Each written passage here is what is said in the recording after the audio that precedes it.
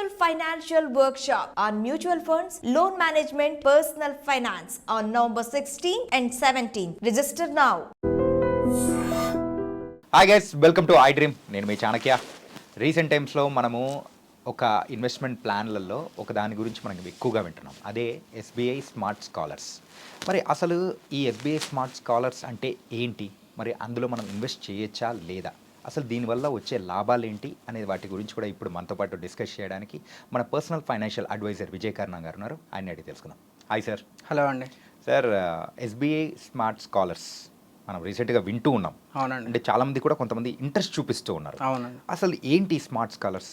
ఇది కొంతమంది ఇన్వెస్టర్స్ కూడా అంటే క్రాస్ చెక్ చేసుకోవడానికి అడుగుతున్నారండి నన్ను కూడా. సార్, బ్రాంచ్ మేనేజర్ కానీ బ్యాంక్లో ఉన్న వాళ్ళు కానీ ఇట్లా అడుగుతున్నారు సార్, ఇది ఇన్వెస్ట్మెంట్ చేయొచ్చా లేదా అనేసి అడుగుతున్నారు. నాకున్న నాలెడ్జ్ ప్రకారం నేను దీన్ని ఎక్స్ప్లెయిన్ చేయడానికి ట్రై చేస్తానండి. ఎస్బీఐ స్మార్ట్ స్కాలర్స్ అనేది ఇది one of the ULIP product అండి. యూనిట్ లింక్డ్ ఇన్సూరెన్స్ ప్రోడక్ట్ ఇది. ఇక్కడ ఏమవుతుంది అంటే మీకు ఇన్వెస్ట్మెంట్ ఉంటుంది ప్లస్ ఇన్సూరెన్స్ ఉంటుంది. ఓకే. ఇది ఎస్బీఐ లైఫ్ నుంచి వాళ్ళు ప్రమోట్ చేస్తున్నారు. మనకి బ్యాంక్స్లలో అక్కడ అన్నిట్లలో కూడా ఇది బాగా ప్రమోట్ చేస్తున్నారు రీసెంట్గా. మీరు స్లైడ్స్లో కూడా చూడొచ్చు. దీనిలో అడ్వాంటేజెస్ ఏంటి అంటే dual protection, accidental benefits and loyalty additions ఉన్నాయి. అండ్ ఫ్లెక్సిబుల్ ఫండ్ ఆప్షన్స్ అంటే ఒక 9 ఫండ్స్ ఇచ్చారు మీకు. ఈక్విటీ ఫండ్స్, డెట్ ఫండ్స్, దాని ఫండ్స్ వేరే ఉంటాయి. యూలిప్ ఫండ్స్ వేరే ఉంటాయి, మనకి వచ్చే మ్యూచువల్ ఫండ్స్ వేరే ఉంటాయి. ఇక్కడ మీకు 9 ఫండ్ చాయిసెస్ ఇచ్చారు. పర్సంటేజ్ వైజ్గా మీరు దాంట్లో చూస్ చేసుకునే ఛాన్సెస్ కూడా ఉంటాయి. అండ్ దీంట్లో మీకు పార్షియల్ విత్డ్రాల్స్ కూడా ఆప్షన్స్ ఇచ్చారనమాట. ఓకే. అండ్ దీంట్లో కొంచెం ట్యాక్స్ బెనిఫిట్స్ కూడా ఉన్నాయి. ఇది మనకి ఓవరాల్గా పిక్చర్ చూసుకుంటే SBI smart scholars as a పాలసీగా చూసుకుంటే దీస్ ఆర్ ద అడ్వాంటేజెస్ మనకు ఉన్నాయి అన్నమాట. మార్కెట్లోకి ఏదైనా కొత్తగా వచ్చింది అంటే సో చాలామంది వాటి మీద ఇంట్రెస్ట్ అనేది చూపిస్తూ ఉంటారు. అవునండి. బెనిఫిట్స్ ఏమన్నా వస్తుందా? అవునండి. ఇలాంటి కొత్త వాటి వచ్చిందంటే దానిలోంచి స్టార్టింగ్లో మనం ఇన్వెస్ట్మెంట్ చేస్తే సో బై లాంగ్ టర్మ్లో మనకు రిటర్న్స్ అనేది కూడా ఎక్కువ వస్తాయేమో అనే ఎక్స్పెక్టేషన్తో ఇంట్రెస్ట్ చూపిస్తున్నారు. అవునండి. అట్లాగనే ఇది కూడా అట్లాగనే మంచి పాపులర్ అయింది. సో దీనివల్ల నేను రియలైజ్ అయింది ఏంటి అంటే చాలామందికి టర్మ్ ఇన్సూరెన్స్ లేదు. అది నేను రియలైజ్ అయింది. ఇప్పుడు ఎవరైతే దీనికి ఎందుకు అట్రాక్ట్ అవుతున్నారు అంటే ఫస్ట్ థింగ్ డ్యూయల్ ప్రొటెక్షన్ అనగానే వాళ్ళు అట్రాక్ట్ అవుతున్నారు. సో అంటే ఏంది, ఇప్పుడు పేరెంట్కి ఏమైనా సరే కానీ వీళ్ళకి యాక్సిడెంట్ అయినా సరే కానీ దానికి వాళ్ళకి ఒక లంసమ్ అమౌంట్ ఒక 10 lakhs కానీ ఒక 20 lakhs కానీ వచ్చే ఛాన్సెస్ ఉన్నాయి దీనిలోకి వెళ్ళి. సో అంటే వాళ్ళకి బేసిక్ టర్మ్ ఇన్సూరెన్స్ లేదని నాకు అర్థమైందనమాట. ఓకే. సో నేను చెప్పే సజెషన్ ఏంటి అంటే ఈ పాలసీని కొద్దిసేపు పక్కకు పెట్టేస్తే first basic pure term insurance తీసుకోండి, డెఫినెట్గా తీసుకోండి. మన దగ్గరనే తీసుకోవాలి వీళ్ళ దగ్గరనే తీసుకోవాలని కాకుండా ఎక్కడైనా సరే బేసిక్ టర్మ్ ఇన్సూరెన్స్ డెఫినెట్గా ఒక 1 CR కానీ మీ ఎలిజిబిలిటీ ప్రకారం 50 lakhs కానీ 1 CR కానీ తీసుకోండి.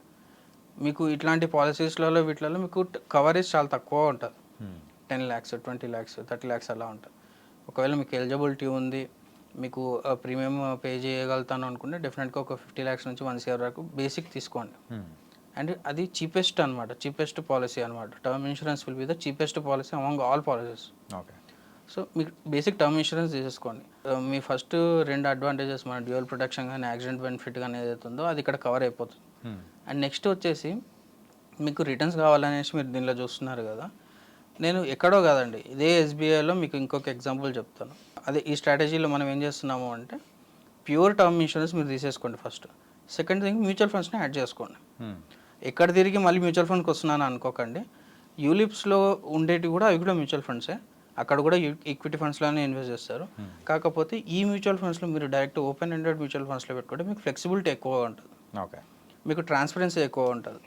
ఏ ఫండ్స్లో ఇన్వెస్ట్ చేస్తున్నారు, ఎన్ని ఇయర్స్ నుంచి ఉన్న ఫండ్లలో ఏం చేస్తున్నారు, కంట్రోల్ మీ చేతిలో ఉంటుంది. యూలిప్స్లో అలా ఉండదు అనమాట. So this will be the one of the best approach. ఈ ఎస్బీఐ స్మార్ట్ స్కాలర్స్లో వాళ్ళు ఇచ్చిన ఎగ్జాంపుల్లో నేను చెప్పేది ఏంటి అంటే ఇక్కడ ఒక ఎగ్జాంపుల్ ఏముందంటే 1 lakh for the period of next 8 years మీరు కట్టారు. ఫర్ సపోజ్ అది క్లెయిమ్కి వచ్చింది అనుకుందాం, సమ్ అష్యూర్డ్ ఒక 10 lakhs ఇచ్చేస్తారు.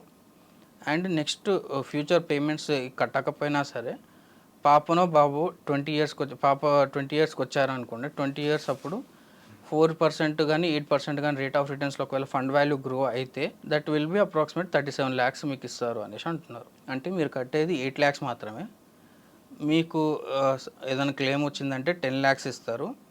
అండ్ 20 ఇయర్స్ తర్వాత అంటే పాలసీ తీసుకున్న తర్వాత 20 ఇయర్స్కి మీకు 37 lakhs వస్తాయి అని అంటున్నారు. ఓవరాల్గా ఇది మంచిగా నాకు అనిపిస్తుంది ఇది.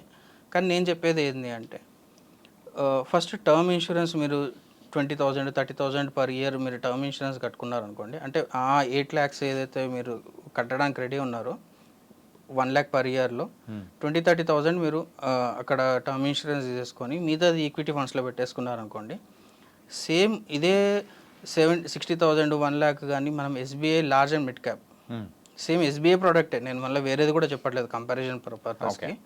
ఎస్బీఐ లార్జ్ అండ్ మిడ్ క్యాప్లో 2005లో స్టార్ట్ అయిన ఫండ్ ఇది. సిన్స్ ఇన్సెప్షన్ 18% రిటర్న్స్ ఇచ్చింది ఇది. ఓకే, అంటే మోర్ దెన్ ఇండెక్స్ అంటే 15% కంటే ఎక్కువగానే ఇచ్చింది. 18% అనేది it's a decent fund. CAGR అనేది 18% ఉంది. అండ్ ఎక్కువ వాలిటిలిటీ కూడా ఉండదు దీంట్లో. లార్జ్ అండ్ మిడ్ క్యాప్లో ఎక్కువ వాలిటిలిటీ కూడా ఉండదు, రిటర్న్స్ కూడా మంచిగా ఉంటాయి. మీరు అదే 1 lakh 8 years వరకు ఇక్కడ పెట్టేసి వదిలిపెట్టేసేయండి. మీ కిడ్ ఎప్పుడైతే 20 yearsకి వస్తాడో అప్పుడు మీకు 72 lakhs వచ్చే ఛాన్సెస్ ఉన్నాయి. ఓకే, అదే మీకు అక్కడ దాంట్లో కంపారిజన్లో ఇచ్చిన దాంట్లో 8% ఇచ్చారు, కానీ ఇక్కడ 18% ఉంది. So nearly 10% differences. 10% డిఫరెన్స్ ఉంది. అయితే నియర్లీ ఒక 40 lakhs అనేది కూడా డిఫరెన్స్ వస్తుంది కదా. వస్తుంది, 40 lakhs డిఫరెన్స్ వస్తుంది. కానీ దీంట్లో మీకు ఫ్లెక్సిబిలిటీ ఎక్కువగా ఉంటుంది.